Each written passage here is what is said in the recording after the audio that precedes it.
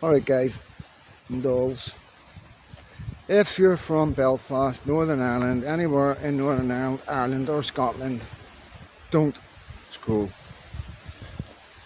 This is not a Rangers hat just before the Green Brigade start turning off.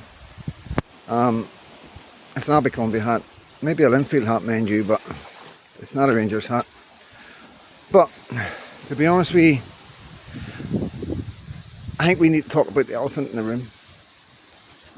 And I think all the loyalists and Republicans in Northern Ireland and quite a few in Scotland will know exactly what I'm talking about. On the 29th, Tommy Robinson held a rally in Trafalgar Square where 100,000 patriots turned up.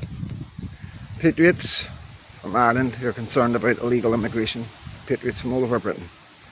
For the first time in my life, and I know I look quite young, but I am 55. For the first time in my life, I seen an Ulster flag and a tricolour together, waving together in the same cause. Following week, after them 3 little girls were killed, God rest their soul, God rest their souls, the riots in Belfast, again we seen tricolour and Union Jack. Now, I'm fortunate enough to come from Belfast, been through the Troubles and moved to Scotland. So I've been able to look at my country from an outside perspective, and it's made things a lot clearer. Now, I need to let people understand that the Troubles in Northern Ireland, we were segregated. I've said this before in another video, but we were actually segregated in the communities. So we never got to know each other. So there was a bitterness, a rivalness, a hatred from the two sides that blossomed into years of brutalities, murders, and so many victims. Some horrific things have happened. And it's always been used, religion's always been used.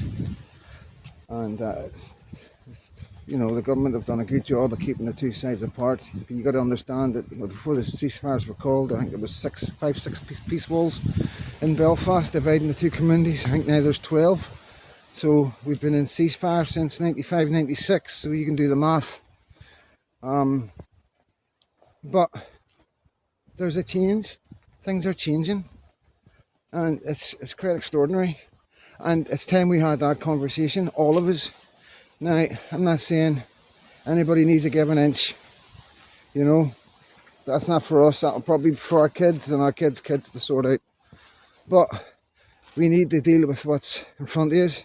We need to take advantage of what's in front of us as communities together. You know, you all see what I'm saying. You know, you see the undocumented illegal immigration of fighting age men who are not integrating into society, and they don't care if you're Protestant or Catholic. You know, they don't care if your kids are Protestant or Catholic. Now, I know it sounds hateful, but I promise you, I'm not a hateful person. I'm only a concerned man who's about to have a child, and I'm genuinely concerned. And like, I've got that going on. And then you've got all this going on with the religious thing between us, the Protestants and the Catholics. And it's spread right over to Scotland as well. You know, it's like, you know, fair enough.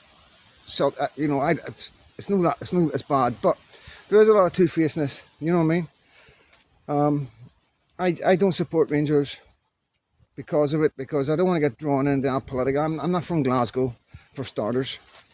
And I'm not going to support a football team just to have a label or a badge, because we've grown out of that now. We're adults, you know what I mean, and we were deceived, and you know, I love Ian Paisley and I love Ian Paisley Jr., but sometimes I think he was part of the blame, and it's horrible to say that about somebody you admired, but religion.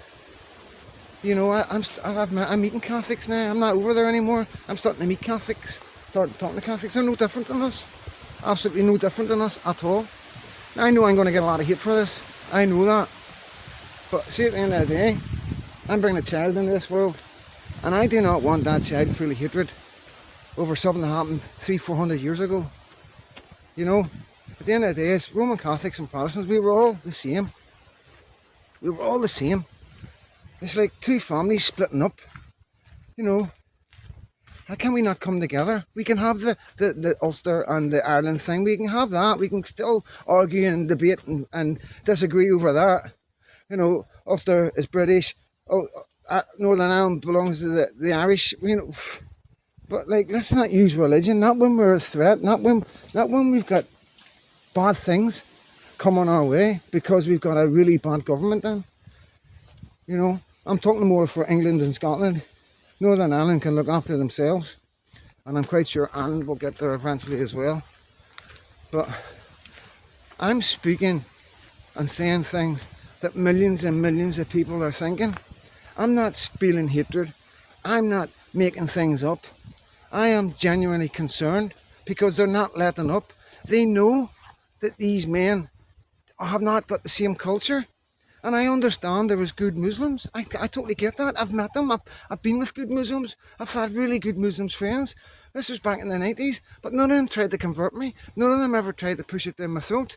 And it's vice versa with Christianity. We don't try and force it down people's throat. It's only since the invasion of Islam and the way they're taking over the churches and they're, like, you know, you've heard in Luton how many mosques is turned up. It's like, I think it's went from 1 or 2 to 30 odds. It's a ridiculous number, and then it's going to happen everywhere. You know, personally, England's lost, guys. England is lost. This is a video for Scotland and Northern Ireland. I'm